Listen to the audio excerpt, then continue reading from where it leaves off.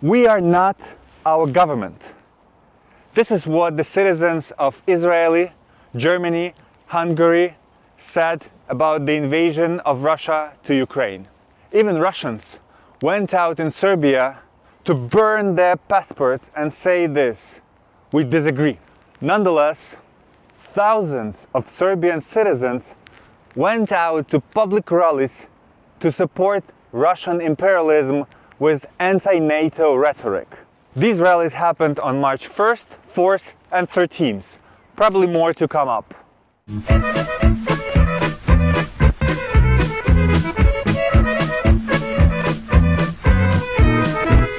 This is exactly how Serbians reacted when Russia annexed Crimea in 2014. This is how their government reacted, remaining silent about what is happening in Europe. As in 2014, Serbia refused to sanction Russia, as well as to recognize its appetite for Ukrainian territory. So it remains in a kind of limbo in between two states. Serbia, it's your time to choose. For Reuters, Branko Filipović explained what he saw at the rally of March the 4th.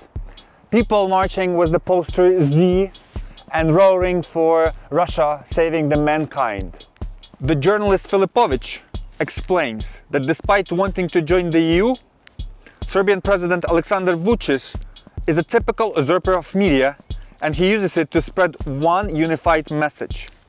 On the first day of war, many tabloids spread the message: Ukraine attacked Russia.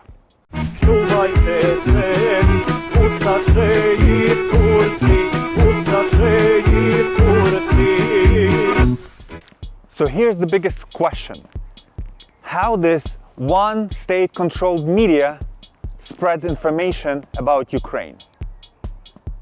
I'll give you examples.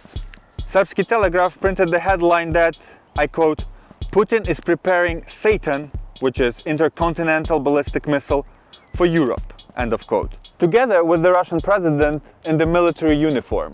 So the tabloid Politica, led with the title "State of War in Ukraine," says that, I quote, "Putin approved an operation of demilitarization and denazification." And also it quotes only Russian sources about the ongoing war. This goes in line with the Russian propaganda that claims that Volodymyr Zelensky is a fascist, while denying that he is from a Holocaust survivor family, being a Jew. Meanwhile, the opposition tabloids like Danas and Nova reported on the silence that the state officials executed instead of just saying what their position is. A political observer, Vuk Vuksanović, wrote for the diplomat.com that Serbian politics is opportunistic. It knows that Russia can be betrayed at any time. It also tried to make ties with Donald Trump, and it also may change from Russia to China easily. It's only the question of where the wind blows. The expert's perspective is that Russia created the protest against the lockdown in 2020 to destabilize the situation in Serbia. And the president, Aleksandar Vučić, remembers that, and he doesn't want to leave his country to the hands of Russia once again. So it's a really unbalanced situation in which Serbia kind of gets gas and some resources from Russia, but at the same time there are pawns in their game in Europe. That's why I'm saying, Serbia, it's time to decide. Time to choose with your head.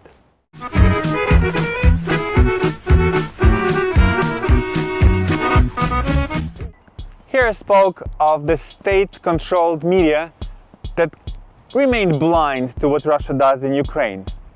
What about the people who openly support the invasion? One example is the far-right group called Dveri, who said that not supporting Russia and bringing sanctions upon it would create problems for Serbian subjectivity. How so? Well, they think that they are like Russia, that they lived in Kingdom of Serbia, and the only way to remain subjective in the historical process is to become imperialist again and control the territories around them. Kind of twisted vision. That's why they're called far right, right? Right? Well, it's kind of an echo that I hear in my mind. The other far right group used to be only an internet troll. It's called People's Patrol. But now they speak the language of the crusade. They speak of the holy Christianity being protected by the war of Russia.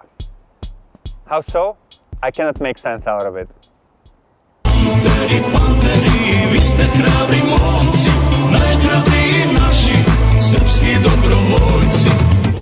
So, we just discussed some right-wing shit. What about the opposition leaders and their platform?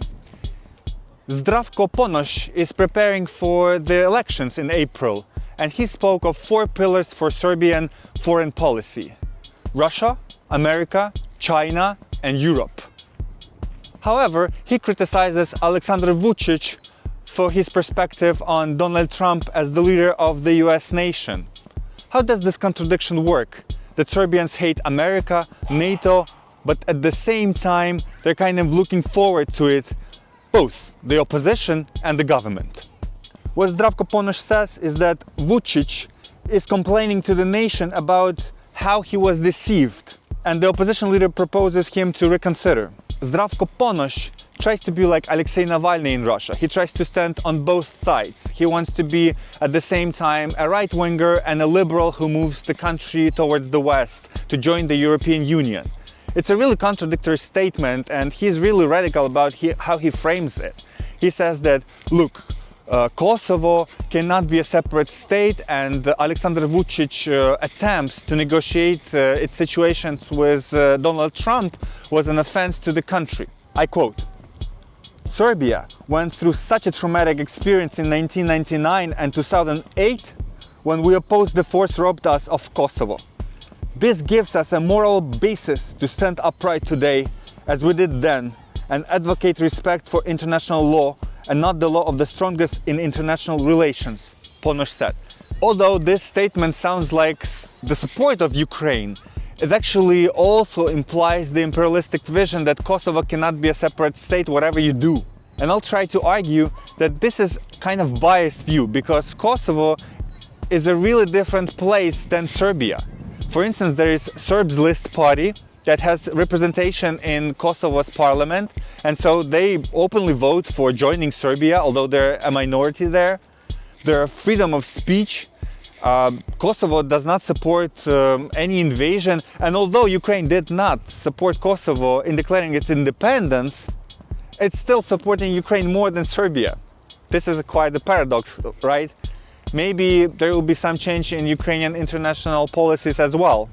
Serbia, again, think before it's too late.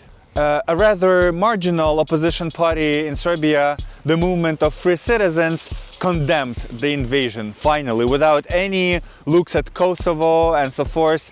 I quote them, "In order to stop the further undermining of European security and economic foundations, it is necessary to immediately suspend Russian military operations and make a firm commitment to resolving the crisis through diplomacy within the framework set by current international law," their statement said.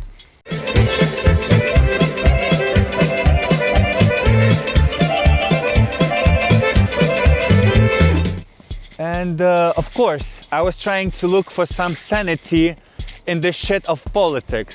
Opposition leaders, marginal opposition leaders, right-wingers, well, Serbian government, these are not real people, right? What about folks that comment on news like New York Times, The Economist? I've been surprised to check that all the news on Ukraine have a smiley face. And I started checking, who are these people? Some of them are from Asia, some of them are from Africa, and I have doubts whether these are real people. Maybe they are. I mean, there's just like some kind of the context that I don't know. But there's like 30% of these people coming from Serbia. No mistake about that. And here I give a few examples of these people. Let's look at them closer. Who are they? So here's the news from a Baltic country, from the Prime Minister of Estonia. She says, I quote, "Mr. Putin cannot win this war. He cannot even think that he has won, or his appetite will grow. We need to demonstrate the will and commitment to defend NATO territory." So now let's look at 3 screenshots that I took of the people who put smiley faces on this news. This is Janko Aleksandar from Valjevo. He makes fun of Zelensky applying for the EU. while Serbia actually wants to join. There is also Zoran Janić, a car serviceman who works with Alfa Romeo, apparently, in Belgrade. He puts a video of Ukrainians fight under swastika, which is kind of weird and definitely photoshopped. And then we see Topolović Joanna, a woman from Serbia, who is really intricate in her understanding of politics, and he posted this meme about Gorbachev who didn't help Serbia during perestroika. And of course, thinking about these people putting smiley faces on the news about death and destruction in Ukraine requires certain, not political, but historical, maybe personal understanding of their motivations. That's with what I want to proceed in two other chapters.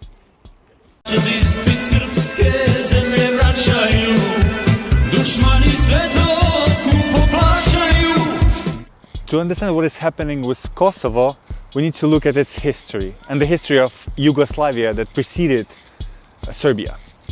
Serbia was a kingdom in 1918, and it led other nations that kind of were vassal states. When Tito, who led the state in the turbulent times of Stalinism in the Soviet Union, died in 1980, the empire started crumbling and ethnic cleansing started there. The world was absolutely blind to it, and there are really interesting films that illustrate how the situation was. For instance, the Balkan Express, where people from different nations, but also at the same time, like inside the state itself, were really angry and atrocious at how they behaved. There was time when there was like a limbo of violence in ex-Yugoslavia. And in 1997, Slobodan Milošević came into power to claim Serbia great again. He took power with populist politics of returning Kosovo and other territories into its realms. He started a cleansing of Bosnians that the world was watching in real time on TV. This is when the NATO decided to bomb. That's the main point in Russian propaganda in doing what they're doing now in Ukraine. They say, look, NATO ordered bombing of Serbia. Why couldn't we do this in Ukraine? Of course, forgetting why bombing happened in the first place. You can have different perspectives on that, but listen, I met lots of Bosnians in Chicago. They were the biggest other for me. They were Muslims. I never heard of their story, but then suddenly I started understanding the context that made their parents leave and the trauma with which they live today. We just cannot forget what happened in ex-Yugoslavia. Of course, it was traumatic to Serbians, but it was traumatic to other nations as well. And we cannot prioritize one suffering over the other, even if you're Serbian, even if you're Russian, even if you're Ukrainian. We need to understand that the politics of imperialism, whoever uses them, is not right. Serbians, you need to think again. You don't want the repetition of history, because you will pay with your blood.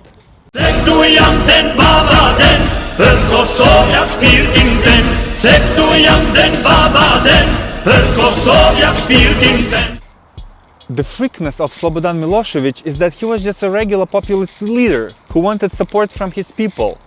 He started slowly of returning to pre-1974 times when Tito was still alive and introduced a more equalizing constitution. He wanted to suppress the votes of other people from different territories, including Kosovo, but he failed. So he decided to use violence. And you know, it all went out of control because there was already a problem in the ex-Yugoslavia, and people started just shooting without understanding what they're doing. Milošević was held accountable for his wars, for violating the rules of war. His wife and children found refuge in Russia, but he stood in front of the court of Hague. Unfortunately, his heart was weaker than his mind, and he died before the court. He never faced the real charges, but nonetheless, he is remembered as a war criminal. Maybe the same thing will happen to Putin, and maybe if imperialism is not stopped, he will also remembered as a great leader of Serbian nation that helped Serbians to remain an empire. I don't know, but the thing is, we people who are not in the US or in other parts of countries interested in the conflict see genocide as just killing of civilians, and it has no justification, even if you believe in it.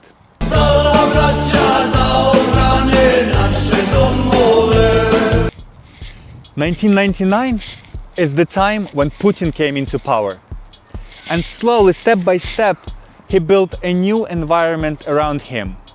And during the time when Russia invaded Georgia in 2008, Serbia again tried to incorporate Kosovo in its realms. It did it in a really similar way as Russia does proxy wars. It inflicted a new conflict in the county of Pristina, which is the territory of Serbia close to Kosovo, and its mayor pretended to be the new governor of Kosovo. Radovan Ničić, the mayor of Pristina, was a technical candidate who kind of governed that new assembly in 2008. But it all ended with Brussels dispersing the institution in 2013, claiming that it's anti-democratic. The paradoxical thing that the parties, the Serbian list that supports Kosovo being the part of Serbia, is still legal in Kosovo. So these are really superficial similarities between Serbian imperialism and Russian imperialism. But there is much more to share. I'll tell you what. So here's the time for a really deep analysis of how Serbia has been helping Russia in return for its support. Let me read from the Senior Policy Fellow at European Council on Foreign Relations, Iongoluše Marina, who wrote that since 2016 Serbia has hosted a Russian military base disguised as a humanitarian center. That was a facility that military experts warned was used as an operation center for the Kremlin spies. In 2020, the Russian Ministry of Defense opened a liaison office in Serbia in an attempt to strengthen military ties with a traditional ally in the Balkans. Serbia allowed this to happen despite the fact that it's already part of NATO's Partnership for Peace program. The deepening relationship between Belgrade and Moscow creates considerable unease among Serbia's neighbors, particularly Bosnia and Herzegovina, Kosovo and Montenegro.